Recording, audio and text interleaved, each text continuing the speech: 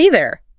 Ready to dive into humanity's future out there in the vastness of space? Who's ready for that? We're exploring the possibilities laid out in Michio Kaku's The Future of Humanity. A great choice. And don't worry, this isn't just pie-in-the-sky sci-fi. Right. We're grounding everything in real science. For sure. And actual research. It's a really fascinating blend of hard science and wild speculation. Exactly. But it's all backed by what's actually happening in labs and research stations right now. Yeah. And Kaku, he doesn't start with spaceships. Right. He starts by taking us way back to Earth. Okay. 75,000 years ago. Wow. To a moment that almost wiped humanity off the map. Oh, I know this one. The Toba supervolcanic eruption. Yeah. This wasn't just any eruption. Yeah. It was the biggest in the last 25 million years. It's hard to imagine what our ancestors went through. Think miles-high plumes of ash. Whoa! A volcanic winter that gripped the planet. Even places as far away as Africa really felt the effects. Wow. It was a close call for our species. It really puts things in perspective. But Kaku doesn't just describe the devastation. Right. He connects it to us today. That's what I think makes it so compelling. Yeah. Genetic studies show this event created a bottleneck. A bottleneck? In the human population. But like a restriction. Meaning we all descended from a tiny group. Wow.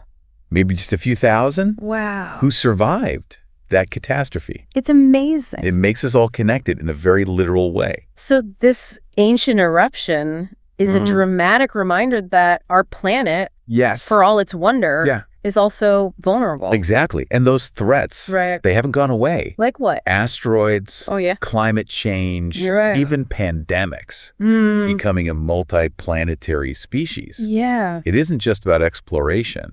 Right. It's about having a backup plan. A backup plan. Ensuring humanity's survival. I like that. It's a powerful argument for getting off this rock. Absolutely. So how do we actually do that? Oh. We need to get into the nitty-gritty of space travel. Right. The whole rocket science thing. Where do we even begin? Let's start with the pioneers. Okay. People like Robert Goddard. Okay, yeah. Tinkering away in the early 20th century. Realizing that liquid fuel was the key to powerful rockets. Interesting. Way better than the gunpowder that we're using back then. Makes sense. And he also envisioned multi-stage rockets. What's that? Shedding weight as they climb. Oh, okay. To make space travel more efficient. Smart. So those early visionaries, they really laid the groundwork for everything. It did. That followed. And then, of course, there's Wernher von Braun. Oh, yeah. A complex figure. That's one way to put it. To say the least. Right. His work on the V2 rocket during World War II was undeniably a technological leap. But under horrific circumstances. It's a stark reminder that even amidst darkness, progress can happen. It's true. The V2 was the first to break the sound barrier. Wow. The first human-made object to reach space. And the technology, tragically born from war, ultimately paved the way for future achievements in space exploration. It's a complicated legacy. It is. For sure. But that V2 launched in 1944, and just a few decades later, we had people walking on the moon. Amazing. That era, the space race, fueled by Cold War rivalry, was a time of such incredible excitement. And national pride. It was a demonstration of technological prowess on a global stage. It's true. The Apollo missions really captured the world's imagination. They did. But then what happened? After Apollo, it felt like that momentum fizzled out. Funding dried up. Public interest waned. And we had those tragic setbacks with the Challenger and Columbia disasters. It was a difficult period for space exploration. The Shuttle program, while achieving amazing feats, also highlighted the inherent risks of space travel. Those accidents really shook public confidence. They did. And had a lasting impact on funding and political will. Yeah, it felt like the dream of reaching for the stars was fading. But then something shifted, didn't it? It did. There's this renewed energy, a new space race. But this time, it's not just governments. It's not, no. It's private companies. Like SpaceX and Blue Origin, pushing the boundaries. Pushing the boundaries further. Of what's possible. It's an exciting time. It is. These companies are injecting innovation, a sense of urgency, and even a bit of healthy competition. Into the field. So they're challenging the old ways of doing things. Challenging the old ways. And driving down the cost. Yes. Driving down the cost. Of space travel. Which is crucial for making it more sustainable. In the long run, yeah. It's like a new era of space exploration is dawning. It does feel that way. And figures like Elon Musk and Jeff Bezos are leading the charge. They are at the forefront. Musk, with SpaceX, has this audacious goal of making humanity a multiplanetary species. Multiplanetary, yeah. Focusing on Mars. Musk's vision is truly groundbreaking. Yeah. His focus on reusable rockets has dramatically reduced the cost of launching payloads into space. That's huge. And that's a game changer. A game changer. He's not just thinking about getting to Mars. Right. He's thinking about building a self-sustaining civilization there. A whole civilization. A backup plan for humanity. Right. It's not just about planting a flag. No. It's about establishing a permanent presence. Exactly. And Bezos, with Blue Origin, has this vision of making space accessible. To everyone. And everyone. Starting with space tourism. Oh, space tourism. Imagine everyday people getting to experience the wonder of space travel. It's an ambitious goal. It is. And while their initial focus was on suborbital tourist flights, they've also set their sights on the moon. The moon, okay.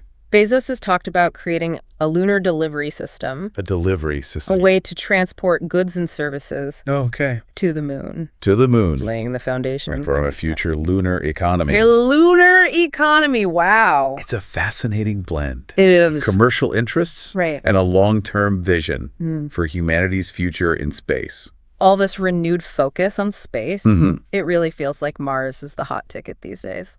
It does, doesn't it? Why is that? Well, out of all the planets in our solar system, Mars is the most Earth-like. Okay. It has a similar day-night cycle. Right. Polar ice caps. And evidence suggests it once had flowing water. Wow. Yeah. But getting to Mars and setting up shop, that's no walk in the park, right? No, it's not. What are the challenges? Well, the journey itself Okay. is a major hurdle. It's a long and dangerous trip. Right. With astronauts exposed to radiation. Oh, of course. And the psychological strain of prolonged confinement. That makes sense. And once they land, Yeah. Mars is a pretty harsh landlord. Haha, what do you mean? Low gravity. Okay. Thin atmosphere. Extreme temperatures. Wow. And no breathable air. It's intense. It's a truly alien environment. That sounds like a recipe for a really bad camping trip. Maybe. So how do we even begin to tackle these challenges? Is colonizing Mars even realistic? We're learning a lot from research stations here on Earth. Oh, like what? Like the Mars Desert Research Station. I've heard of that. Where scientists and engineers simulate Martian conditions. So they can prepare. Yeah, to test technologies. Okay. And develop strategies for survival. That's really smart. And remember Biosphere 2. Biosphere 2. That closed system experiment in the Arizona desert. I remember that. It didn't go perfectly. Not perfectly, no. But it taught us a lot. It did. About the complexities of creating a self-sustaining environment. Exactly. Okay, so we're testing and experimenting, but how would we actually go about building a colony on Mars? That's the big question. What's the game plan? It would start small. Okay. With a group of astronauts. Right. Establishing a base. A base. Focused on survival. The survival first. And research. Makes sense. But the long-term goal. Yeah. Is to make the colony self-sufficient. Self-sufficient. Utilizing Martian resources. Martian resources? Like what? Mars has iron oxide. Okay. Which can be used for construction. So like building materials. And its atmosphere has carbon dioxide, which is essential for plant growth. So we could grow food there? Potentially. It's like building a new world from scratch. Yeah. Using what's already there. It's a big challenge. It is. But a fascinating one. But there's also this idea of terraforming, right? Transforming Mars into a more Earth-like planet. It sounds like science fiction. It does. But the concept is rooted in real science. So how would that work? One idea is to release trapped greenhouse gases. Greenhouse gases, okay. In the Martian soil. In the soil. This could thicken the atmosphere and warm the planet. So making it more habitable? Potentially, yeah. And water is crucial, right? It is. Yes. Where would we get that? Scientists believe there could be significant amounts of water ice. Water ice, okay. Right. Beneath the surface. Wow. And over time, we could even introduce life. Introduce life, like what? Starting with microorganisms. To start transforming the environment. To create a more hospitable environment. Whoa, that's a long-term project. It is. But the possibilities are pretty mind-blowing. Yeah. But Mars isn't the only potential outpost in our solar system, is it? It's not, no. What about those intriguing moons? Oh, the moons, yeah. We've been hearing about, like, Europa and Titan. You're thinking about those potential havens for life. I am.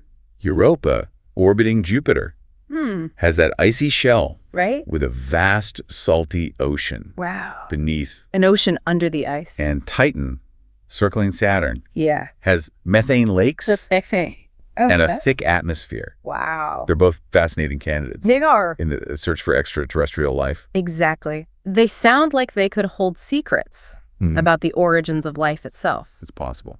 But those moons present even greater challenges than Mars, don't they? Absolutely. What? They're much farther from the sun. Okay. So solar energy is weaker. Makes sense. And the environments are extreme. Okay. Europa's surface is bombarded by radiation. Radiation from Jupiter. From Jupiter, yeah. Wow. And Titan has a surface temperature of, let me get it, 179 degrees Celsius. Brr. Huh.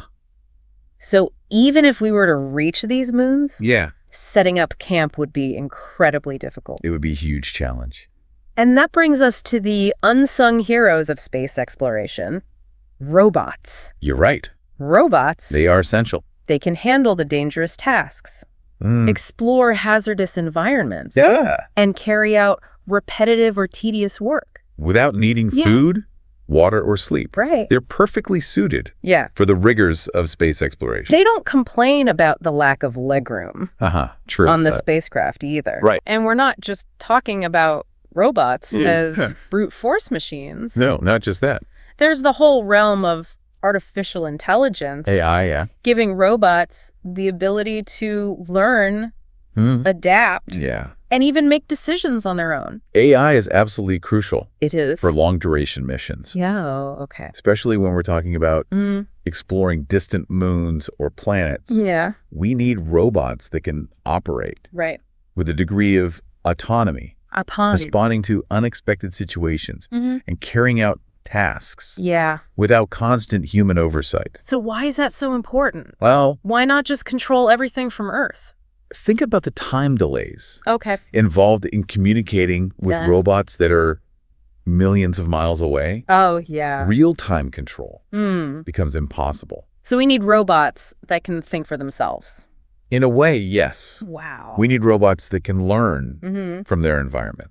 Adapt to changing conditions and even make critical decisions without human intervention. It's like sending out robotic explorers. It is. Pioneers paving the way. Paving the way. For future human missions. Exactly. So AI is essentially about making robots smarter. Smarter. More adaptable. Yeah. More independent. Precisely. And AI research has come a long way. It has. We're now seeing machines that can learn from their experiences.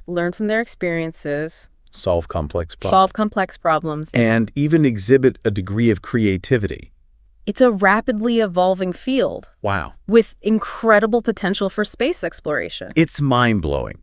It is. To think about what AI-powered robots might be able to achieve in space. But let's not forget about the big dream. The one that's captured our imaginations. Oh, I know what you mean. For centuries. Interstellar travel. Interstellar travel. Reaching for the stars. Reaching for the stars. Beyond our solar system. Ah, yes. That's where we enter the realm of both incredible possibilities and daunting challenges. Daunting. Okay. The distances are mind-boggling. They are vast. And the limitations of our current technology become very apparent when we start talking about interstellar voyages. Right, yeah. Yeah, those classic sci-fi tropes of zipping around the galaxy faster than light. Warp drives. Right. Wormholes. They're captivating. They are, yeah. But are they even remotely scientifically plausible? Honestly. Yeah. We just don't know yet. Wow. Some physicists speculate about theoretical possibilities. Like what? Like manipulating space-time. Space-time, okay. To create shortcuts. Oh, interesting. But these concepts are still highly speculative. Highly speculative. We're talking about pushing the boundaries of known physics. But there are projects like Breakthrough Starshot, right? Breakthrough Starshot, yeah. That audacious plan to send tiny spacecraft. Propelled by lasers. Why lasers? Wow. To a nearby star system. Yeah, tell me more about that. Well, it's aiming to send these tiny probes. Called nanocraft. To Proxima Centauri b. Okay. A potentially habitable planet. A habitable planet. Orbiting the closest star to our sun. Wow. The idea is to use powerful lasers. To accelerate them. To a significant fraction of the speed of light. That sounds incredible. It does. Yeah. But what are the practical challenges involved? Well, just building the laser array powerful enough to propel these nanocraft is a monumental engineering feat. Wow. And even at those speeds, the journey would still take decades. Wow. Then there's the question of how to transmit data back. Oh, yeah. To Earth. Yeah. From such a vast distance. That's a huge challenge. We're talking about solving some truly mind-bending problems. It's a bold and visionary project. It is, for sure. But it highlights the immense scale of the challenge. That was the challenge. When we talk about interstellar travel. Are there any other ideas out there? Yeah, like what? Other potential ways to bridge those vast interstellar gulfs. There are other intriguing concepts. Oh, like what? But all with their own sets of hurdles. Okay, give me an example. For example, antimatter engines. Antimatter engines. Could harness the energy released. Okay. When matter and antimatter collide. Oh, wow. It's incredibly powerful. Right. But producing and storing antimatter is a colossal challenge. Colossal, wow. We're nowhere near having the technology to do that on a practical scale. And what about fusion rockets? Fusion rockets. Harnessing the same process that powers the stars. It's long been a dream. It has. And if we could make it work for space travel, it would be a game changer. It would be. But achieving sustained fusion reactions is incredibly complex. Right. And we're still years, maybe even decades. Wow. Away from practical applications. So it's a reminder that while our dreams of reaching the stars, reaching for the stars, are boundless, our current technology is still very much earthbound. But hey, we've come a long way. We have. And who knows what breakthroughs lie ahead. That's the spirit. Yeah. That's the spirit of scientific exploration. It is pushing the limits. Of what we know. Embracing the unknown. And constantly striving. For what seems impossible. Yeah. Speaking of the unknown. Okay. Let's talk about the possibility of encountering extraterrestrial life. Oh, encountering extraterrestrial life. It's a topic that's fascinated us for centuries. With the discovery of thousands of exoplanets out there. Yeah. The question is no longer if there's life out there, but what it might be like. It's a question that goes beyond science. It does. It touches on philosophy. Wow. Our place in the universe. Right. Everything. And while we haven't found definitive proof yet, there are compelling reasons to believe we're not alone.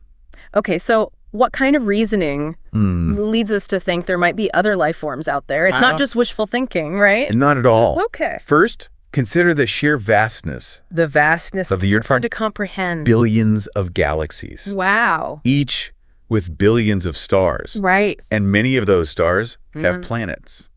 It's statistically improbable. It is. That we're the only planet where life has taken hold. It really is. It's a numbers game then.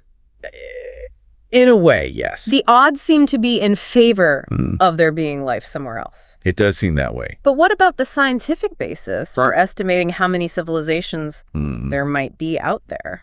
That's where the Drake equation comes in. The Drake equation, okay. There are attempts to quantify the number of civilizations in our galaxy. In our galaxy. Capable of communicating with us. Oh, wow.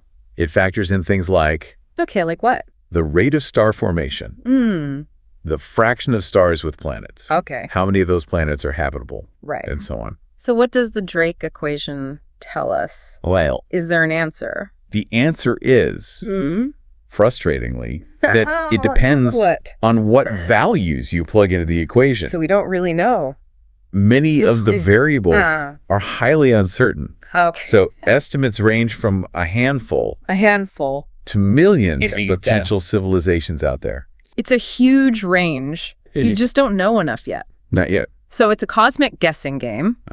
But an educated one. An educated one. And we do have real data, right, from missions like Kepler, right?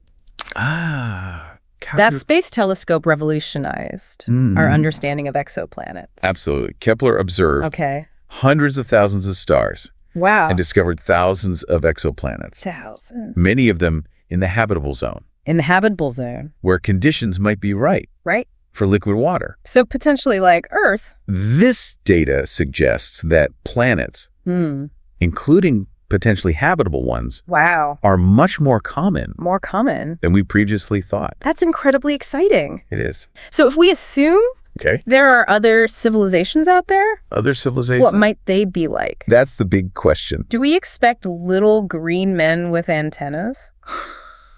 Or something completely different? It's tempting to imagine aliens resembling ourselves. Right. But that's likely an anthropocentric bias. Anthropocentric bias, okay. Life on other planets could have evolved under vastly different conditions. Different conditions? Different gravities, atmospheres, and energy sources. It's true. We need to be prepared for the truly unexpected. And there's a system for classifying civilizations. Classifying civilizations? Based on their energy consumption, right? Yes. The Kardashev scale. The Kardashev scale. Refresh my memory on that one. Right. The Kardashev scale categorizes civilizations based on their energy use. Energy use, okay. A type I civilization can harness all the energy available on its planet. On its planet. Type 2 can control the energy of its star. The energy of its star. And a Type 3 civilization can command the energy of an entire galaxy. Wow, that's a lot of energy. It is. Where would we fall on that scale right now? Well, we're not even a Type I civilization yet. Not even Type I. We're somewhere around 0.7. 0.7. Still heavily reliant on fossil fuels. So we have a long way to go. We do. To even be a Type I. A true Type I. Yeah. Would have mastered renewable energy. Okay. Controlled the weather. Wow. Maybe even tapped into geothermal energy from Earth's core. It's amazing to think about. It is. So we've got a long way to go. We do. But even if we encounter a Type 2 or 3 civilization, how would we even communicate? That's a great question. Would they speak English? Well. Would they even have language as we know it? Those are excellent questions. Yeah. And we simply don't have the answers yet. Wow. Communication could be incredibly challenging. Right. They might use forms of communication we can't even comprehend. Like what? Maybe it involves mathematics, physics, or even art forms. Art forms. We haven't conceived of. It's both humbling and exciting to think that we might be like ants, trying to understand the complexities of human civilization. I see what you mean. When faced with a truly advanced alien species. It challenges our assumptions. Yeah. But intelligence and communication. That's for sure. We need to be prepared. Okay. To think outside the box. Outside the box. To consider possibilities. Yeah. That might seem outlandish at first. Now, you've mentioned things that are mind-blowing. But let's take this to another level. Another level, okay. What about the concept of the multiverse? The multiverse. The idea that our universe is just one of many, maybe even infinite universes. That's an idea that truly stretches.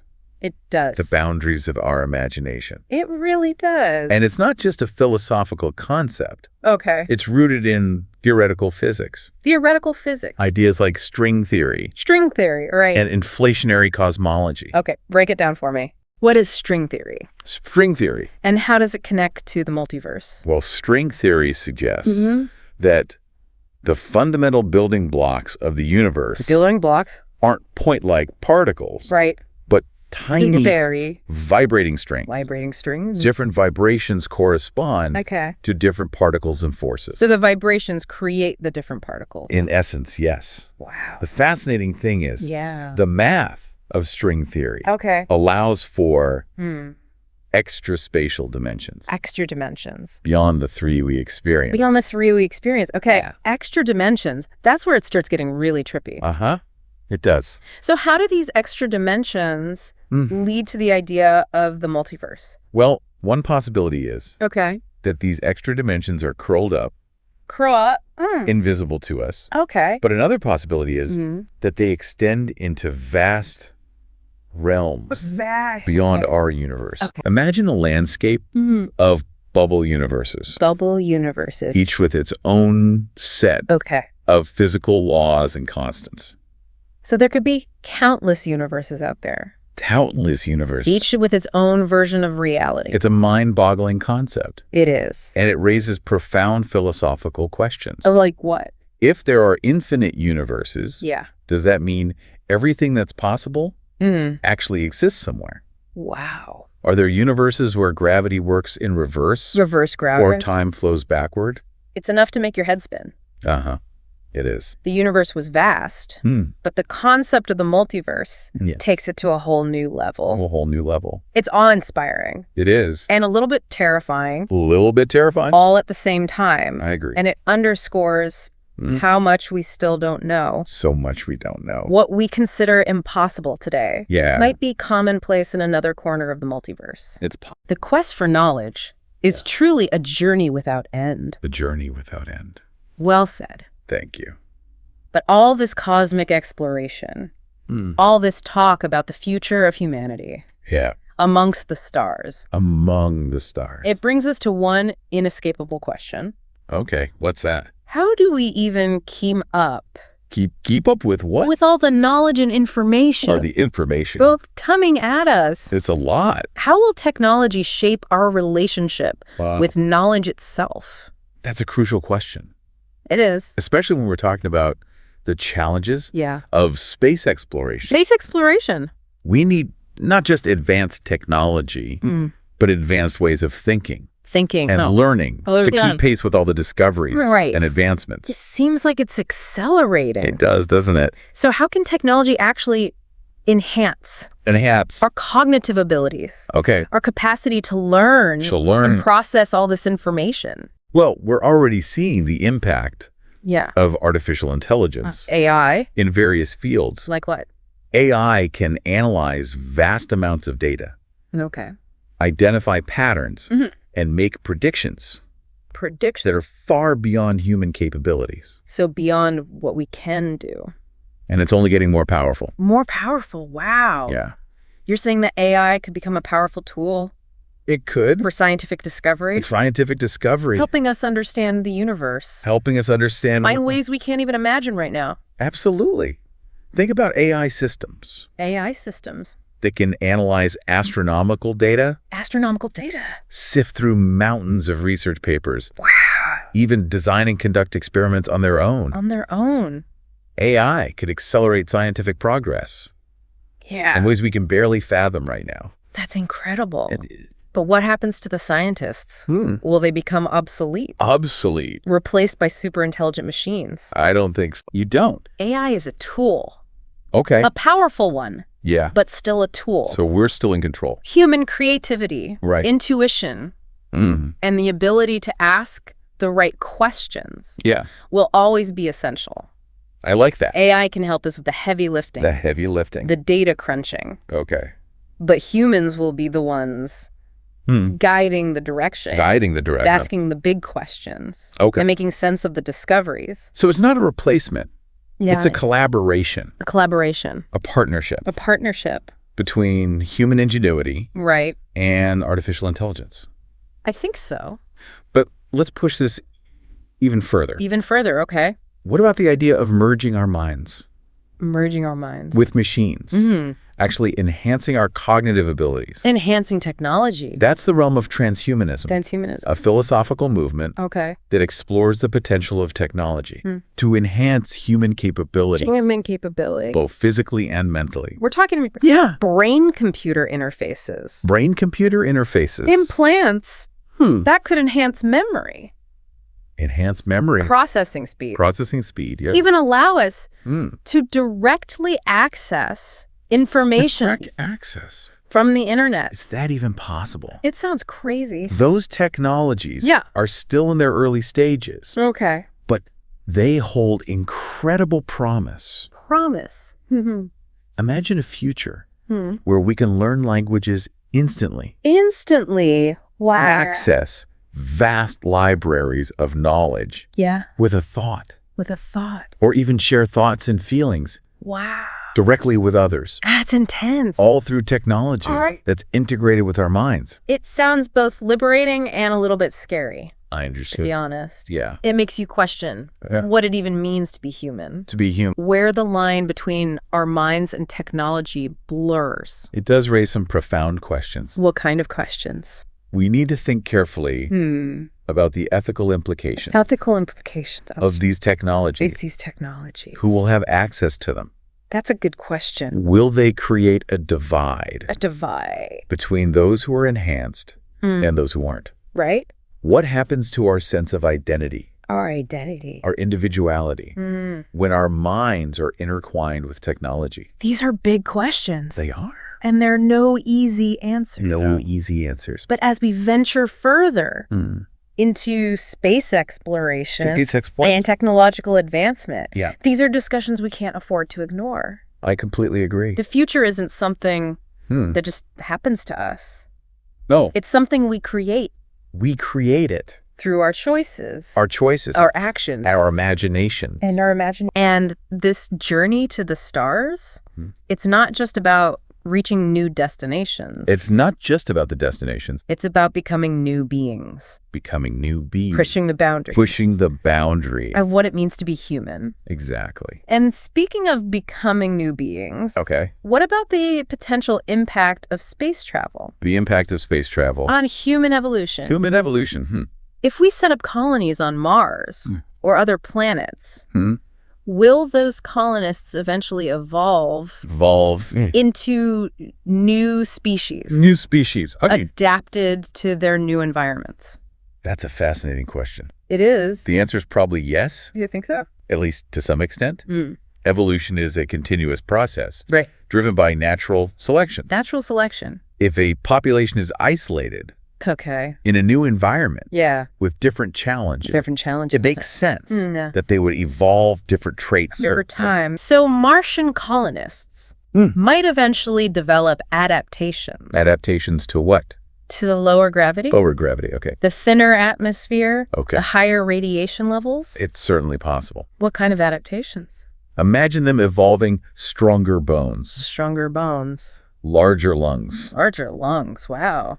Maybe even different skin pigmentation. Different skin pigmentation, To protect them. Protect them. From the harsh solar radiation. Wow. The environment would shape them over generations.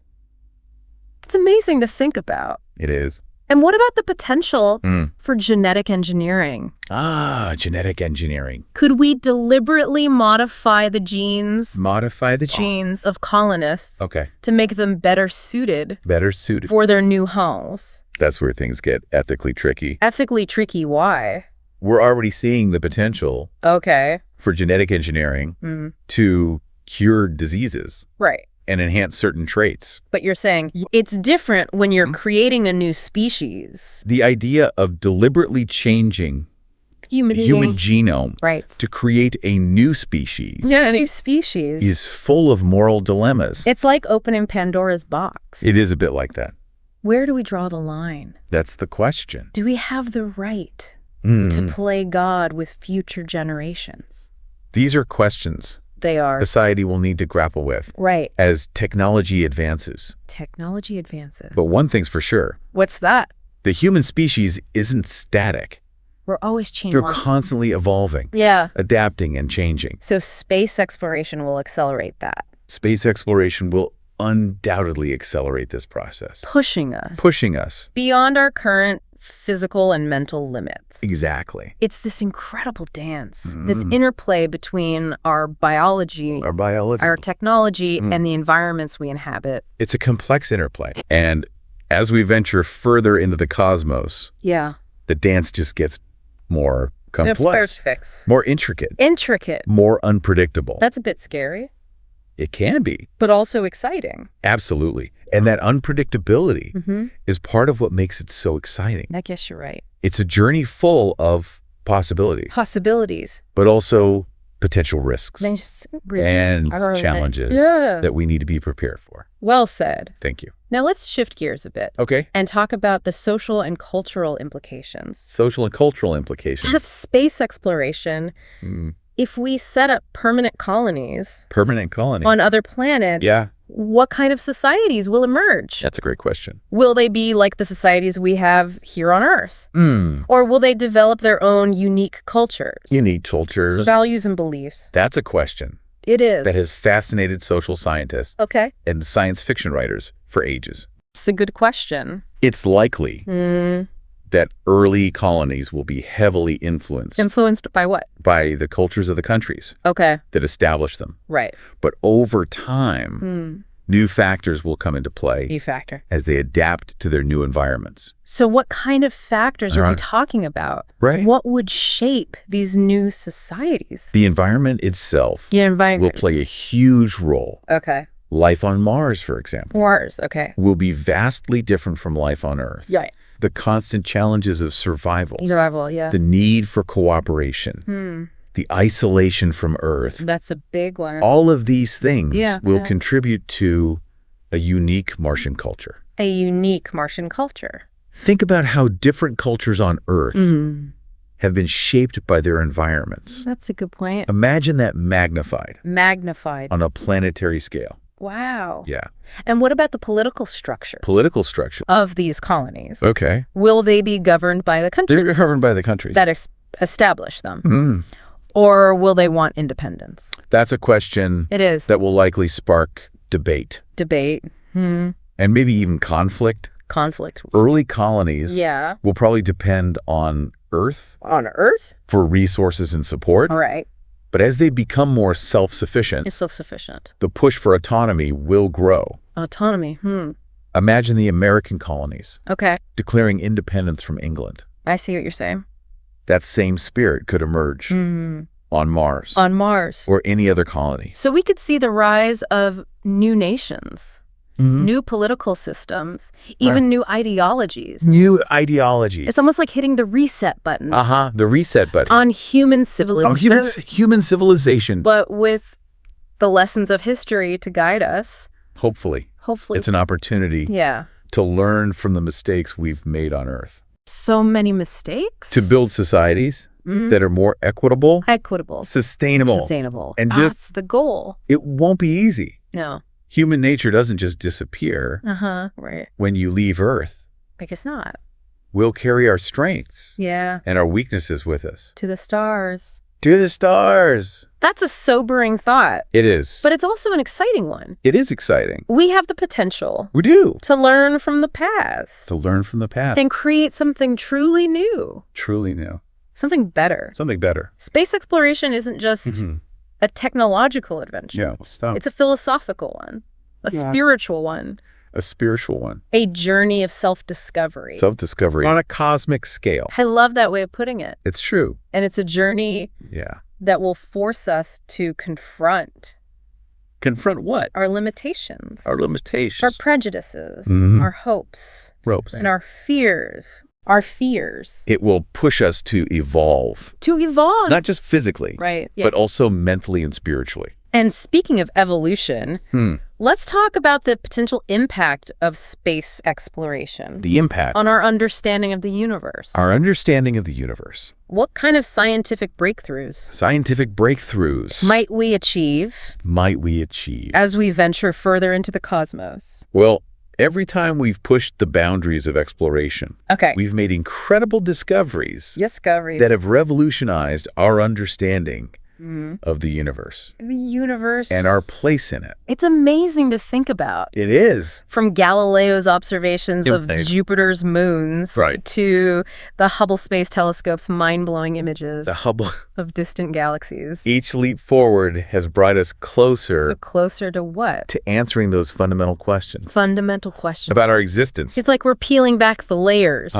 Peeling back the layers. Of a cosmic onion. A cosmic onion. Revealing more and more mysteries with each layer. That's a great analogy. So what kind of mysteries might we unravel? As we explore other planets, other star systems, maybe even other galaxies? Well, the search for extraterrestrial life. Is definitely at the top of the list. That's a big one. Finding evidence of life beyond Earth. Evidence of life. Even if it's just microbial life. Would be a monumental discovery. It would be. Confirming that we're not alone. Not alone in the universe. It would change everything. It would. We thought we knew about life, evolution, and our place in the cosmos. It would be huge. And what about the nature of dark matter? And dark energy. The big mysteries. DR. Those mysterious entities that seem to make up most of the universe. But that we know so little about. It's like they're hiding in plain sight. It is. Dark matter doesn't interact with light. So we can't see it.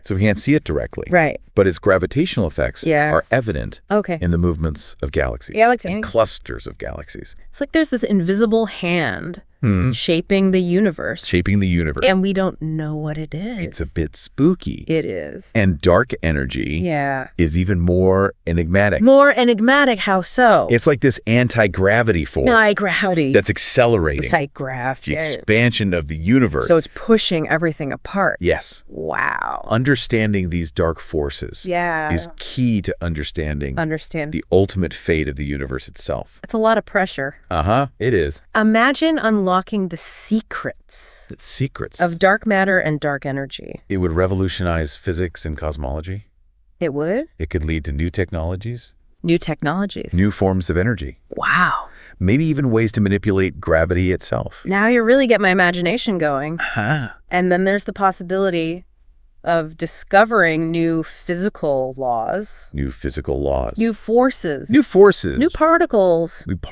Maybe even new dimensions of space-time. That's the beauty of exploration. It is. We're constantly pushing the boundaries. Of what we know. Yeah. And who knows what amazing discoveries await us out there. That's true. It's like we're peering through a keyhole into this vast and mysterious mansion. And with every new door we open, we get a glimpse of wonders that challenge our understanding. It's a lot to take in. It is. And expand our horizons of possibility. It's a reminder. That the universe is full of surprises.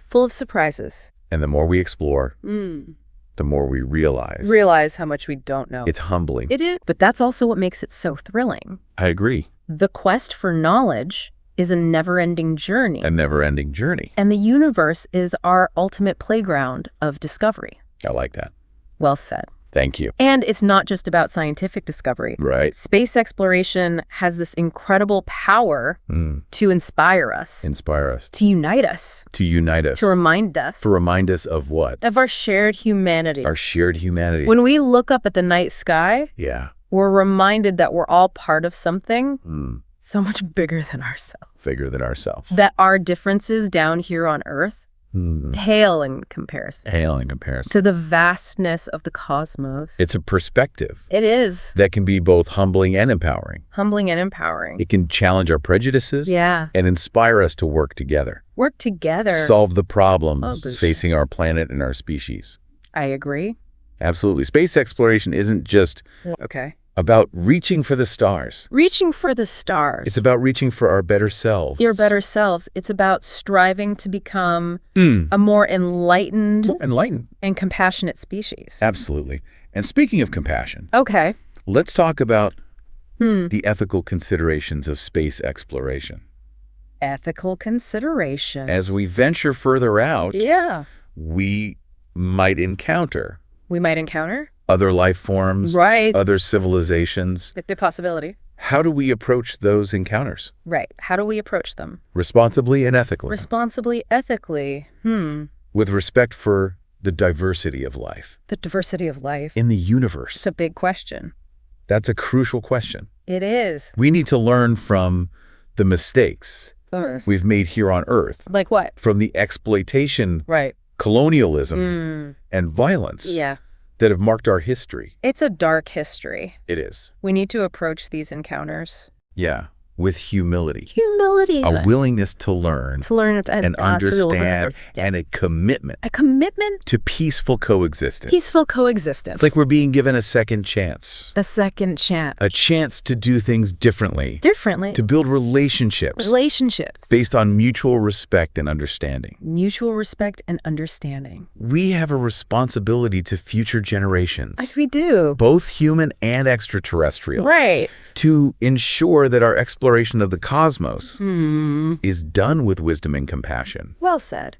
And as we embark on this incredible adventure. An incredible adventure. We need to remember that the journey itself is just as important. Just as important. As the destination. The destination. It's a journey of discovery. Of discovery. Of exploration. Of self-reflection. Self-reflection. And of growth. And of growth. And ultimately, it's a journey. That will shape the future of humanity. The future of humanity. And our place in the grand scheme of the universe. It's inspiring to think. It is. That we're not just passengers on this cosmic ride. Not just passengers. We're active participants. We're shaping it. Shaping the course of our own destiny. And that's a responsibility. It is. We should embrace it. With both humility and a sense of wonder. Humility and wonder. What an incredible journey this has been. It has been fascinating. Exploring the future of humanity amongst the stars. There's so much potential out there. There is. So many possibilities. It's inspiring. It is, and a little daunting, too. It is. But ultimately, I think it fills me with hope. Me too. To think about what we might accomplish. What we might accomplish. If we work together. If we work together. And use our knowledge and technology wisely. For the betterment of humanity. Exactly. And for the preservation of our planet.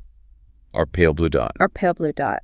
A fragile oasis in the vastness of space. It's a reminder that we need to cherish what we have and protect it for future generations. Absolutely. Well, to our listeners, thank you for joining us. Thanks for listening. On this incredible deep dive into the future. It's been a pleasure. Remember to keep looking up. Keep exploring. And never stop dreaming. The universe is waiting.